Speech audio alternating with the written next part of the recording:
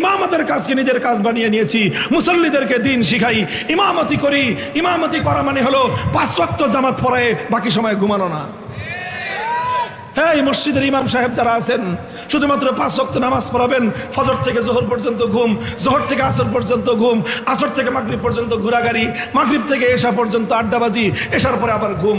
এর নাম ইমামতি? এর নাম হলো ইমামতির চাকরি। কোন চাকরের জন্য ইমামতি করা জায়েজ নাই। আবার আমার শব্দটা খেয়াল করে শুনেন, যারা ইমামতির চাকরি করেন তাদের পিছনে নামাজ পড়াও জায়েজ নাই, তাদের ইমামতিও জায়েজ নাই। কারণ চাকরি করে যারা, সে চাকর।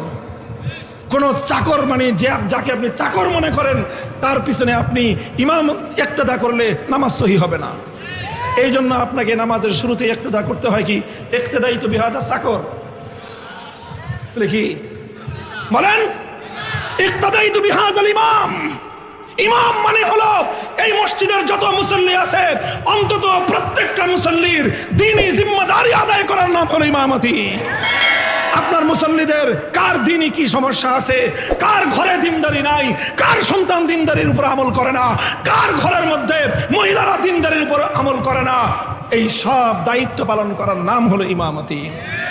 আমি বলছি উলামায়ে কেরামের মধ্যে একদল, তারা ছাত্রদেরকে পড়ায়, তারা হয় মুআল্লিম, তারা হয় শিক্ষক।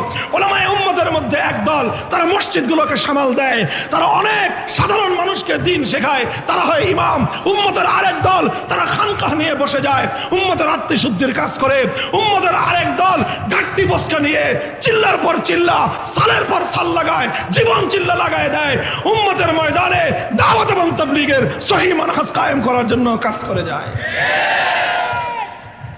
এই পর্যন্ত ভালো। হুজুর হুজুর আপনারা মাদ্রাসায় পড়ান ভালো, মসজিদে ইমামতি করেন ভালো, খানকা চালান এটাও ভালো, তাবলীগ করেন এটাও ভালো।